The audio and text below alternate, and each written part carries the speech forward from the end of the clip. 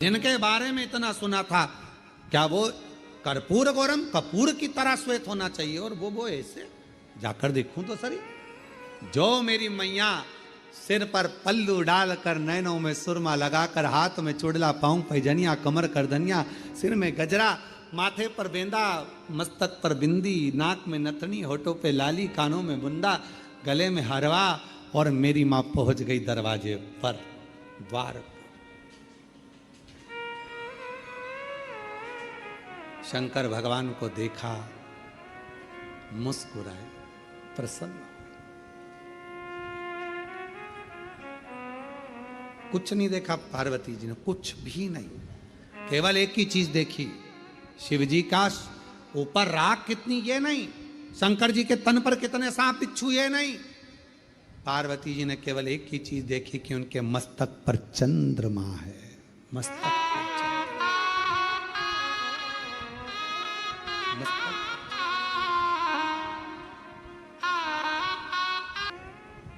आसमान, moon light, और मेरे भोले बाबा ब्रिलियंट हैं, ऐसा कुछ भजन उन्होंने गाया है, स्मरण किसी ने गाया, ये भजन बड़ा सुंदर गाया। पार्वती मैया ने देखा, कुछ नहीं देखा मेरी जगत जननी मैया ने, केवल चंद्रमा देखा, केवल चंद्रमा, केवल चंद्रमा।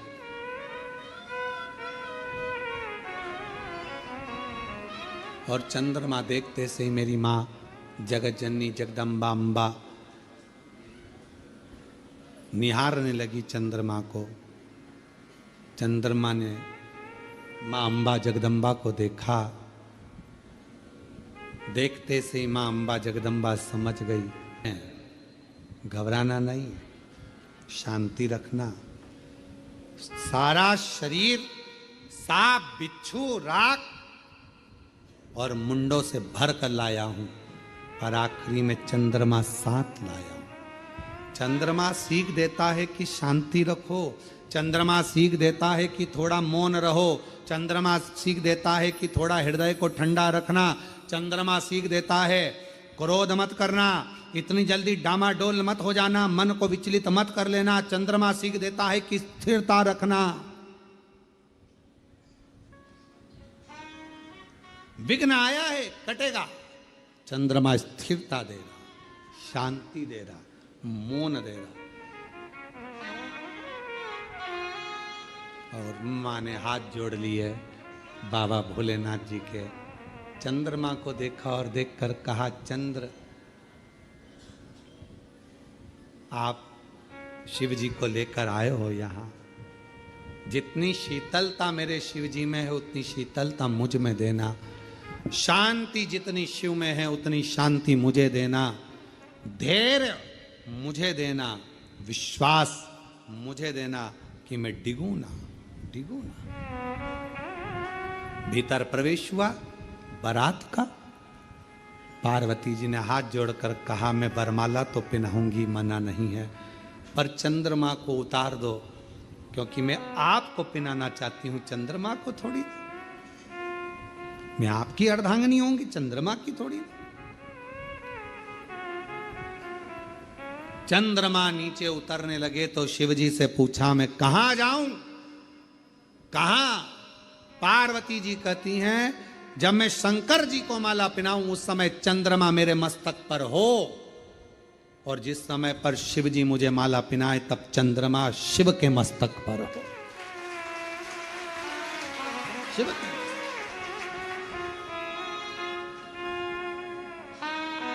मां माला पहनाने के समय पर चंद्रमा मेरी मैया के मस्तक पर आ गया। चंद्रमा को देखकर मेरी माता ने कहा, शीतलता देना, शांति देना, धैर्य देना, मौनता देना और हृदय को संतोष देना। इसलिए आज भी मां जगत जननी ने मस्तक पर जैसे ही चंद्रमा लिया, शिव जी के गले में माला पहनाई, माला पहनाते से ही शंकर भगवान कहते हैं, हे चंद्र घंटा, हे चंद्र घंटा, हे चंद्र घंटा, तेरी शीतलता, तेरी शांति, तेरा हृदय की आनंदता आज मुझे सुख दे गई। पार्वती, सारा नगर मुझे देखकर हाय हाय कर रहा था, घबरा रहा था, पर तू नहीं घबराई। पार्वती जी कहती हैं जब आप मस्तक पर चंद्रमा लेकर आए तो मुझे समझ में आ गया कि आप मुझे प्रेरणा दे रहे हैं कि शांति रखना, संकट आया है कटेगा, चिंता मत करना, ये भयंकर रूप भी मेरा टल जाएगा और मैं कर्पूर गौरम। बोल चंद्र घंटा माता की। चंद्र घंटा माता की 9 देवियों में एक देवी की आराधना चंद्र घंटा के रूप में होती है। क्यों होती है? कि घर में शांति रखो, मन में शांति रखो, थोड़ा संकट आया है टलेगा।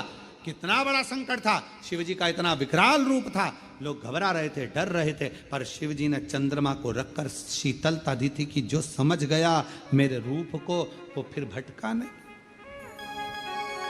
देवाधिदेव महादेव भगवान शिव ओगरदानी त्रिकालदर्शी कैलाशी अविनाशी भगवान शंकर की पवित्र कथा कह रही है। शिव महापुराण की कथा वर्णन कर रही है। माता ने शिवजी के मस्तक के चंद्र को अपने मस्तक पर लिया और बाबा जिस समय पर माँ को माला पहनाने लगे जयमाला, तो बाबा ने फिर चंदा को अपने मस्तक पर लिया। चंद्र घंटा माता का स्मरण शांति देता, धैर्य देता, विश्वास देता। शिव महापुराण की कथा कहती है यदि कोई व्यक्ति का मन विद्याध्ययन में नहीं लगता हो या उसकी याददाश्त कमज़ोर हो गई हो, कुछ बोल दिया याद नहीं रहा, कोई सामान रख दिया भूल गए, स्मरण में नहीं आया, पढ़ने के समय पर याद रखा, परीक्षा हॉल में भूल गए, विद्या अध्ययन करते हैं तब पढ़ लेते हैं फिर बाद में भूल जाते हैं, उसको सोमवार के दिन लाल पुष्प, लाल चावल का दाना, बेलपत्र माँ चंद्र घंटा के नाम से देवी के मंदिर में समर्पित करें या भगवान शंकर का जो शिवलिंग है, तो जो जलाधारी है नीचे का ये शिवलिंग, ये जो जलाधारी है, इस जलाधारी में इस स्थान पर पानी अगर यहाँ बह रहा है तो इस स्थान पर वो लाल पुष्प, वो बेलपत्र, वो लाल चावल का दाना अवश्य समर्पित करना चाहिए। और शिव जी को 1 लोटा जल या माँ आद्य शक्ति जगत जननी शीतला माता को चंद्र घंटा के नाम से जल समर्पित करना। उस जल का प्रोक्षण अपने ऊपर करें। भगवान शंकर को अगर जल चढ़ाया है चंद्र घंटा, बच्चे का विवेक बुद्धि प्रबल होगी। जन्म लिया बच्चा, यदि डॉक्टर कहते हैं कि इसका विकास कम हो रहा है या गर्भ में बच्चा है और उसकी धड़कन नहीं आ रही है या गर्भस्थ बच्चा है और डॉक्टर ने कहा कि इसका शरीर बेकार है, ये अंग नहीं बना, वो अंग नहीं बना या ये शरीर का कोई भाग नहीं बना और ये बच्चा अंदर से कमज़ोर है, तो डॉक्टर का इलाज चलने दो, जांचें चलने दो, डॉक्टर जैसा जैसा बोले वैसा करो, पर साथ में उत्तर की ओर मुख कर कर दक्षिण में खड़े होकर चंद्र घंटा माता का नाम लेकर शिवजी पर 7 बार जल अर्पित करना चाहिए। एक बेलपत्र चढ़ाना चाहिए, एक लाल पुष्प चढ़ाना चाहिए, एक लाल चावल का दाना चढ़ाना चाहिए और जल को झेलकर वो नारी जिसके बच्चे को बताया कि धड़कन नहीं आई, श्वास नहीं आई या बच्चा विकलांग है या शरीर का अंग नहीं बना है या माइंड में तकलीफ, तो उस नारी को उस जल को पीना चाहिए। फिर वापिस जांच करा डॉक्टर के कहने पर, धीरे धीरे धड़कन भी आएगी और वो बच्चा पूर्ण स्वस्थ पैदा होगा। पर नाम याद रखिए, चंद्र घंटा माता का नाम लेकर धैर्य, शांति, निर्मलता और स्वास्थ्य की पूर्ण सुख माँ चंद्र घंटा देती है। पूर्ण सुख माँ चंद्र।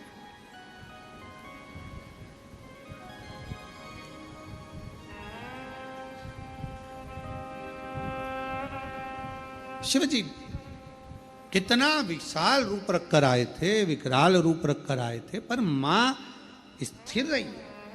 पार्वती मैया की माता मैनावती थोड़ी डोली, थोड़ा उनको लगा, हिमालय राज्य को लगा, जितने रिश्तेदार थे, देवता थे, सबको लगा, पर मां को नहीं लगा, क्योंकि मां ने वो चंद्र देख लिया। वो चंद्र है।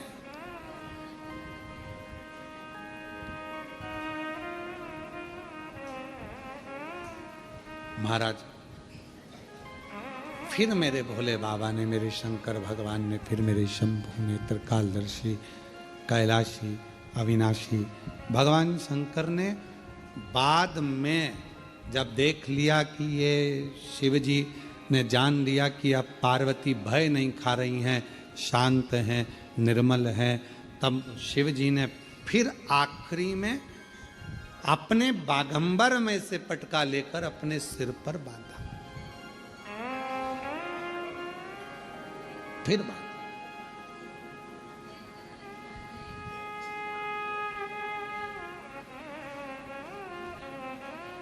स्वभाववश जब हम भगवान शंकर की आराधना करते हैं, साधना करते हैं, शिव तत्व की प्राप्ति हमें सुख दे। एक पत्र है, अच्छा है।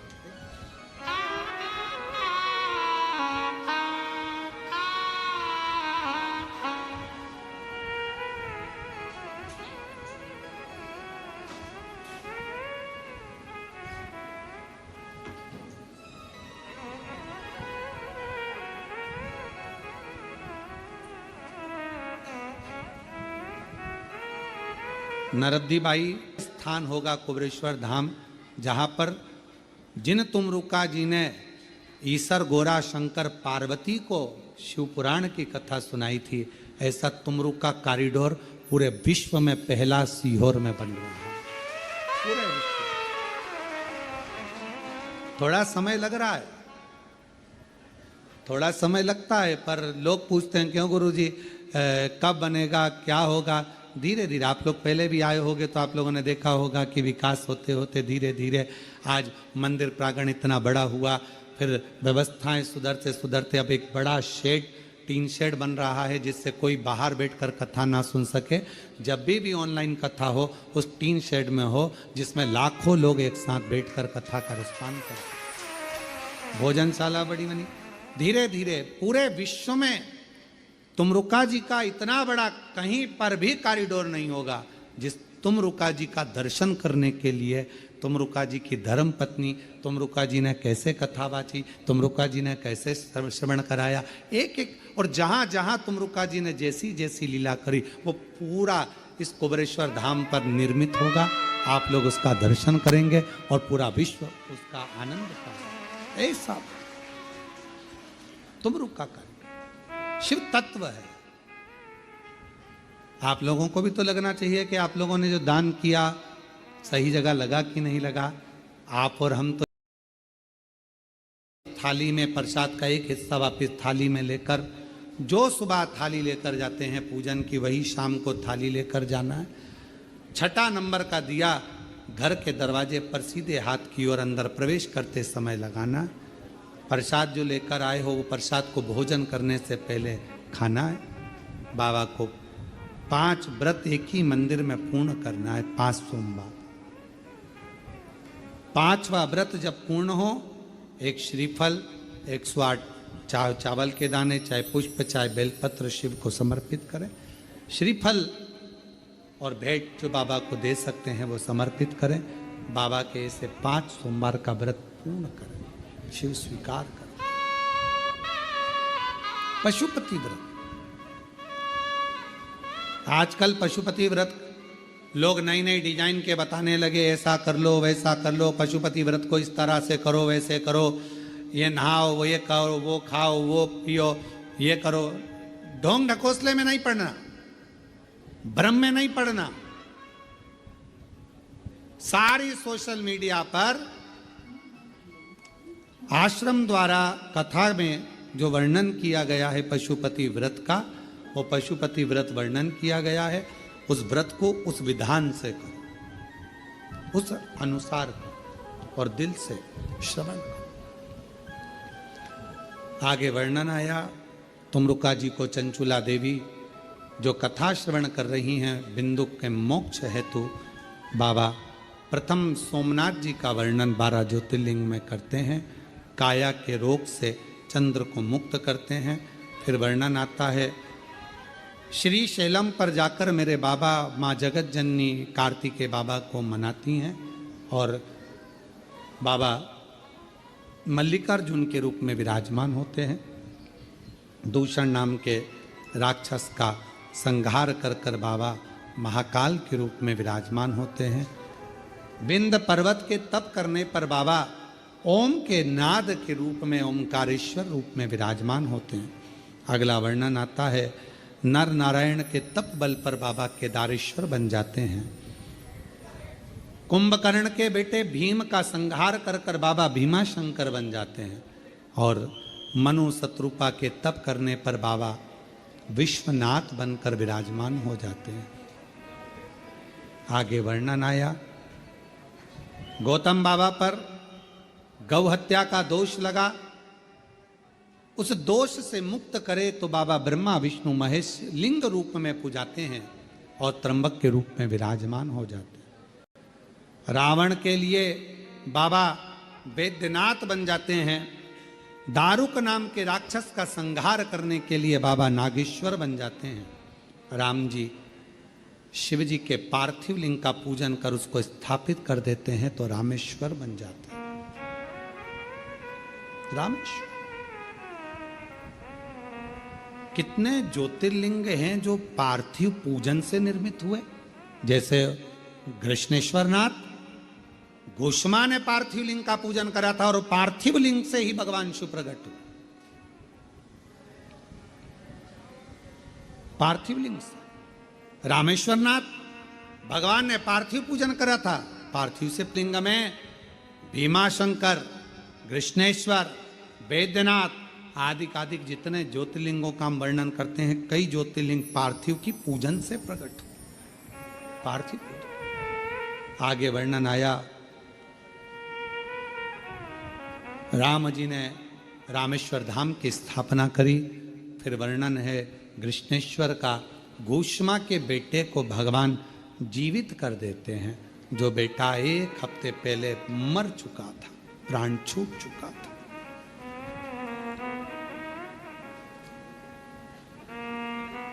सुधर्म नाम के ब्राह्मण की धर्म पत्नी गोष्मा सुदेहा ने बेटे के टुकड़े टुकड़े कर कर तालाब में डाल दिए थे, सरोवर में डाल दिए थे, कुंड में डाल दिए थे। और गोष्मा पार्थिव लिंग का पूजन कर कर जाकर उसको विसर्जन करने के लिए पहुंची थी। विसर्जन कर और वो शिवलिंग वहां प्रकट हो गया और गोष्मा के बेटे को बाबा ने जीवित कर दिया। कृष्णेश्वर नाथ ऐसे 12 ज्योतिर्लिंग का स्मरण भगवान देवाधिदेव महादेव की यह पवित्र कथा आज भाव के साथ में आनंद के साथ में विराम की ओर जा रही है। शिव और शक्ति का यह अनूठा संगम जो भगवान देवाधिदेव महादेव की कृपा से भगवान शंकर की करुणा से दया से 12 ज्योतिर्लिंग के मध्य बिंदु कुबरेश्वर धाम पर जो चल रही थी ये पवित्र कथा आज विराम की ओर जा रही है, जिसमें मुख्य यजमान के रूप में स्वर्गीय श्री संजय कुमार जी की स्मृति में श्रीमती शीतल पटेल जी द्वारा भिलाई छत्तीसगढ़ से इस कथा को मुख्य यजमान पद ग्रहण कर आयोजित किया गया। और प्रतिदिन श्री प्रदीप जी बंसल जी, ममता बंसल